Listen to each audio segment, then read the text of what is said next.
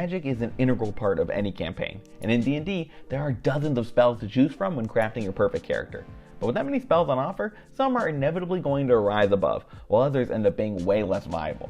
Not to mention, some will be unintentionally strong or weak, especially once creative players get their hands on them. In the new Player's Handbook, a lot of spells have been updated, some just a little, while others are completely rewritten. But which changes were great, and which ones kind of missed the mark? In this video, I want to go over my favorite and least favorite spell updates in the new handbook. Without further ado, let's get started. I have two honorary mentions that I want to bring up before diving into my top choices. These are Crown of Madness and Find Traps. Neither has been updated in the Player's Handbook, which sucks because they're terrible spells. Let's start with Find Traps. For an action and a second level spell slot, you learn that, yeah, there are traps around, but get no idea of where they are or how many. Just a general sense for what they do. Imagine if Detect Magic just told you, oh, for sure, there's magic here, without any other info. Find Traps needed some love. Crown of Madness is also level 2, and equally bad. You take an action to charm a humanoid. If they fail their save, and on their turn, they have to use their action to make a melee attack against a creature you choose. Great, except they can't move to do this, so they already have to be standing next to someone else. If they aren't, they just get to act normally. Then they save again, and even if they fail, you have to use your action every turn to keep it going. So you might get them to attack their ally at the cost of a second level spell slot and your action each turn. It's also concentration, so it might be broken before it even gets a chance to be used. This spell is terrible. There were so many ways that they could have changed it to be better, and chose exactly none of them. Don't pick these two spells. Let me give you one that I think was actually changed for the better. They say the best defense is good offense, but sometimes you just want to avoid being hit by the giant barreling down on you. Barkskin was one of the more lackluster options for raising your AC. You got a boost up to 16 at the cost of your concentration and a full action if you didn't cast it before combat. Now Barkskin is only a bonus action, so you can still use a cantrip or fire some arrows on your turn. It doesn't use up your concentration and raises your AC to 17 instead of 16. All combined, this spell is much better than in Vanilla 5e, and still for only a second level spell slot. Crown of Madness, Find Traps, take notes. Animal Messenger is a simple spell. You call out to a nearby little creature, like a bird or a rat, and they go deliver a message for you. They can only take your words as far as they can make it in a day, longer if you have cast a spell, but it's a fun way to send a little bit of information. But for some reason, they've added a saving throw to the spell now, for the creature. So there's a chance the crow you choose will really not want to help you out. This is a tiny change, but it's just so unnecessary. I picture the spell as you reaching out and befriending the animal. The material component is a bit of food, so that tracks, and them helping in return. And it's not like this is a really powerful spell, since 2 levels later, you have basically no reason to use it if your party can cast Sending. Sure, it's a ritual spell, so you won't have to burn a slot unless you want to, but I really don't get this one. It seems like they've taken an already niche spell and made it worse for no reason. This one I wasn't sure about at first, but think it's an overall positive change. Feeble Mind is now Befuddlement, and while it isn't as scary, it's probably more fun. For those unfamiliar, Feeble Mind forces the target to succeed on an intelligence saving throw, or have both your intelligence and charisma score drop to 1 for 30 days. Basically, you're screwed. You can't cast spells, speak, or really do anything except the most basic of attacks. A terrifying spell for anyone who relies on magic. But it's not very fun. Losing all your intelligence and charisma means you basically can't play the game anymore. You're just a mindless brute, no matter your class or personality.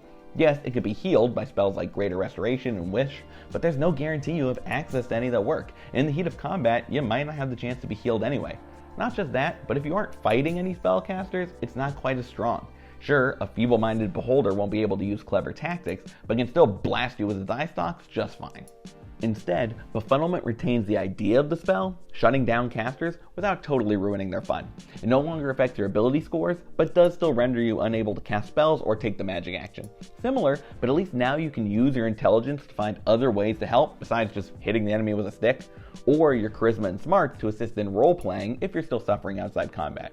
Beyond being more fun for those who have been hit, it does a lot more damage as well. Instead of 4d6 psychic damage, it does 10d12 or half on a save.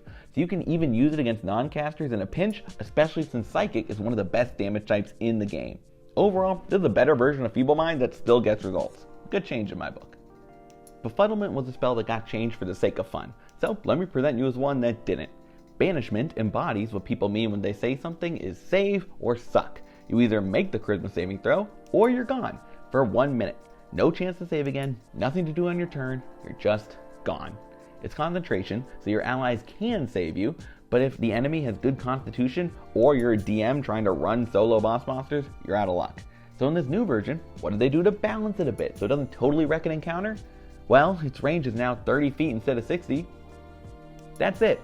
Like, I get what they're doing here. If you have to be closer to cast it, it's more likely you'll be in the middle of the fray where other enemies can attack you and break concentration, but this still sucks. One missed save can still completely remove you from combat, or ruin a DM's entire encounter. Wanted to challenge your players with the Beholder? Sorry, it's gone, right on the first turn. Why not add that they can save at the end of their turn, like every other spell that does something similar? Give them disadvantage if you want to make it more challenging.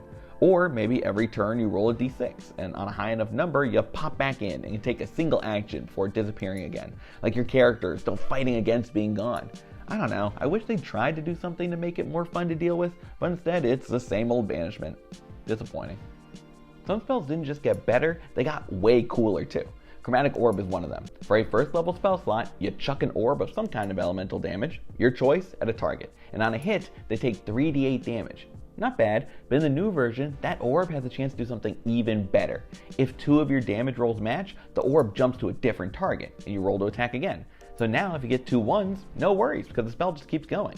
Upcasting it is better too. Not only does it do more damage, but it can leap to a new target as many times as the spell slot you cast it with. So at first level, it's only once, but at 5th, it could jump 5 times, and so on. You can only hit somebody once with it on a turn, so no hopping back and forth between 2 mooks, but the more dice you're rolling, the better the chances 2 will match.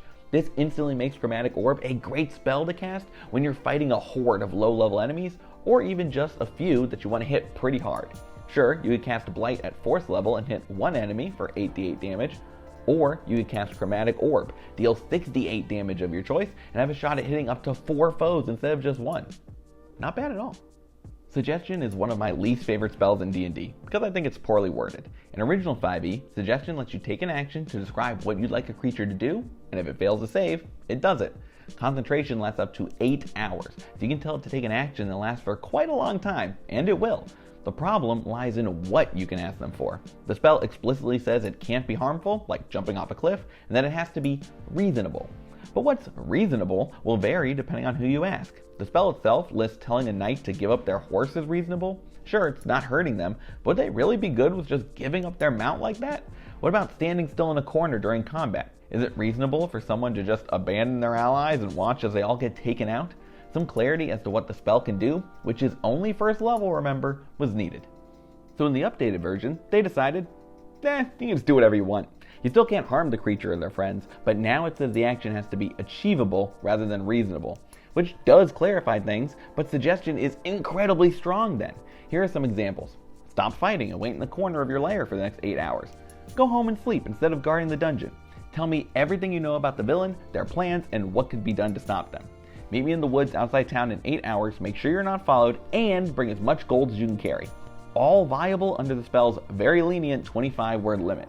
This is a spell that can single-handedly end encounters, ruin entire quest lines, and make almost any situation where you have someone one-on-one a joke. And if they save, just do it again. Sure, they might try to run, but that's what the rest of the party is for. Compare this to Command, another first-level spell to let you mind control people, but by instead choosing just one word. Because it was hard to predict exactly how strong or weak any one-word command would be, they changed it to a set list of words that you could choose from. That's it. That takes a lot of the creativity out of the spell, but at least it standardizes it across tables. But Suggestion is instead even stronger than before. They could have at least made it a higher level, given the target advantage on the save if they're hostile, or immunity for 24 hours if they succeed, but nope. I already didn't like Suggestion, and now I like it even less. Conjuration spells are some of the most maligned in the game, and for good reason. They bog down combat with the ability to summon up to 8 creatures at a time with conjure animals who each have attacks, take hits, and clutter the battlefield. Beyond that, it's almost like they were designed to be as little fun as possible. Rules is written, the DM is supposed to choose which creatures appear, but that sucks a lot of the fun out of players getting to decide what comes to their aid.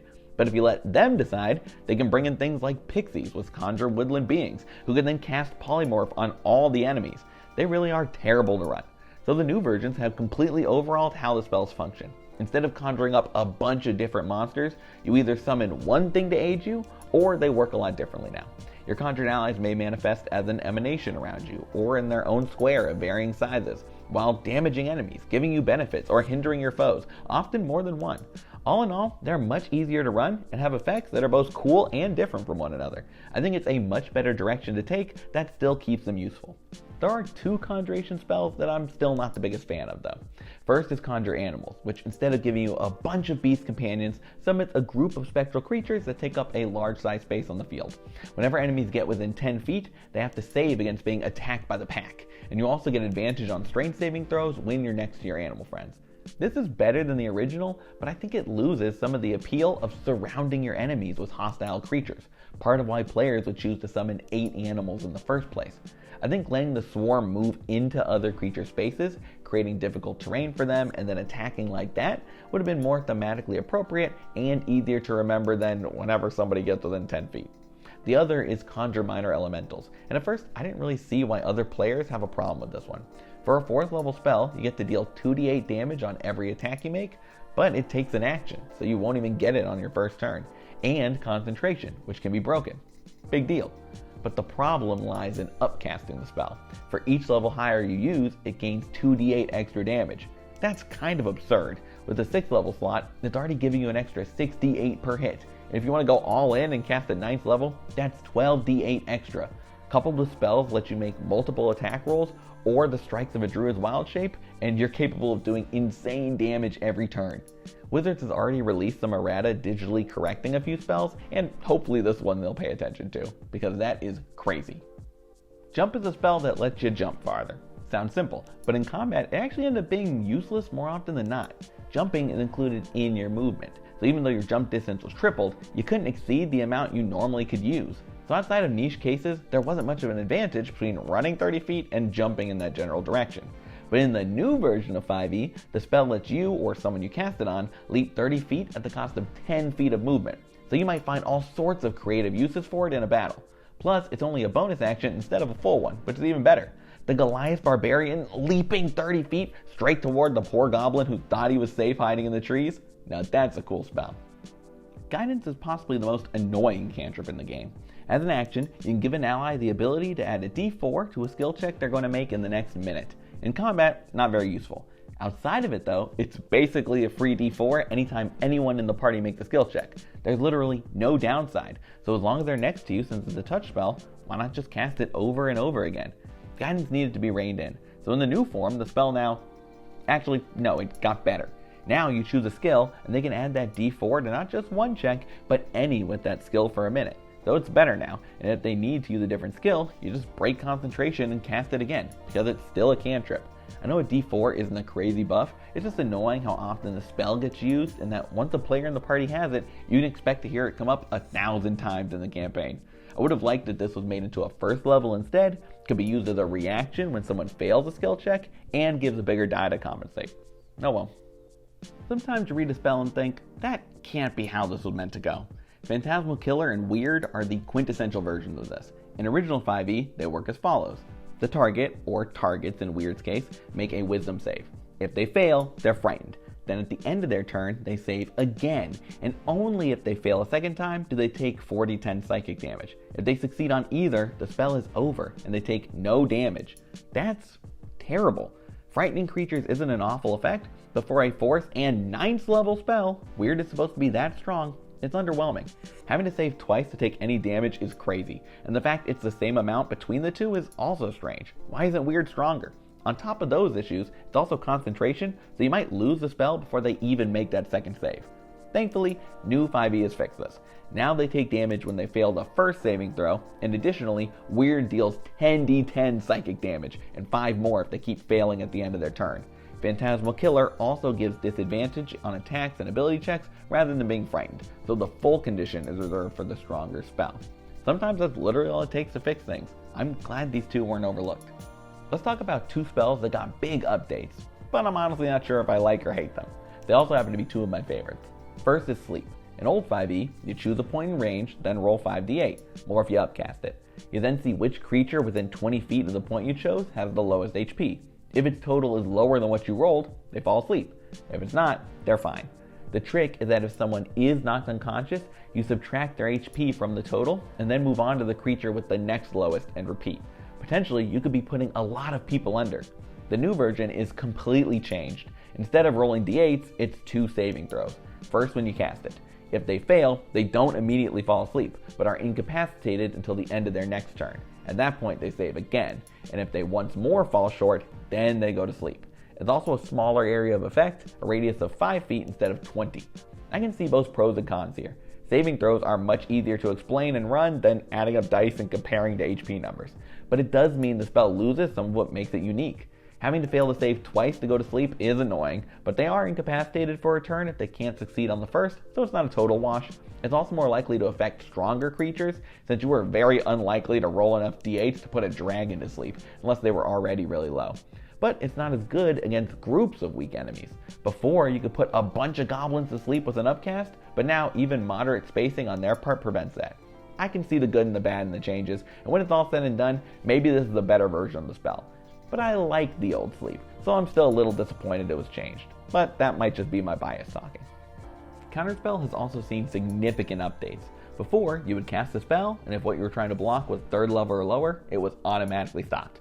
If it was higher, then you would have to make a skill check with whatever ability you used for spellcasting, and the DC was 10 plus the level of spell you wanted to counter. If you rolled too low, you'd fail. Now, you don't do anything when you counterspell, but your target does. They make a Constitution saving throw, and if they succeed, tough luck. If they fail, you stop them. On the surface, this makes Counterspell a lot weaker. Now, even a lowly cantrip can push past your 3rd level magic, and if you do succeed in stopping them, they get to keep their spell slot, another boon for your target. But I don't think it's a total debuff. As you grow stronger, your spell save DC gets higher and higher. It might be more likely for them to fail a save with a high DC than for you to succeed on a skill check with just your modifier, no proficiency bonus. I'm not doing the math though, so that might not be true. There's also a new rule that you can only use 1 spell slot to cast things per turn, so your target can no longer counterspell you back. I think overall this is a nerf, but not a drastic one, and probably necessary. But I'm not sure I would have gotten rid of some spells automatically being defeated, at least cantrips. I mean, come on, that's just silly. Last but not least, we have perhaps the biggest spell upgrade of them all, True Strike, the much maligned worst spell in D&D. And yeah, in original 5e, it sucks. Use an action to give yourself advantage on your first attack next turn, instead of, I don't know, just attacking both turns. You have the same chance to hit since you're rolling twice in both scenarios, but you can hit twice instead of just once. And it's concentration, so it might get broken anyway. Horrible. New True Strike is completely different. Now when you cast a spell, you get to make an attack as part of that casting, and can use your spell casting ability instead of strength or dex. If you want, you can make the damage radiant too, and deal extra damage as you level up. Is it the best cantrip in the game now? No, but it's functional, and you won't get laughed away from the table for using it. And honestly, that's how I feel about most spells in the book now. They haven't all been changed for the better, but most were either already fine or have been given little adjustments that make them a better option than before. On the whole, I think they did a good job with spells in this version of 5e. Just nerf suggestion next time, okay? Please, for me. Those are my thoughts on which spells got awesome upgrades and which ones I'll be complaining about until 6th edition. Do you agree with my takes or think there were ones I missed or got wrong? I'd love to hear other opinions in the comments. Thank you so much for watching. If you enjoyed the video, leaving a like is always appreciated. If you want to see more, consider subscribing to the Bard's College. I make videos about D&D, DMing, and all sorts of stuff. So if you like this one, stick around. But for now, good luck, and remember, crit your players.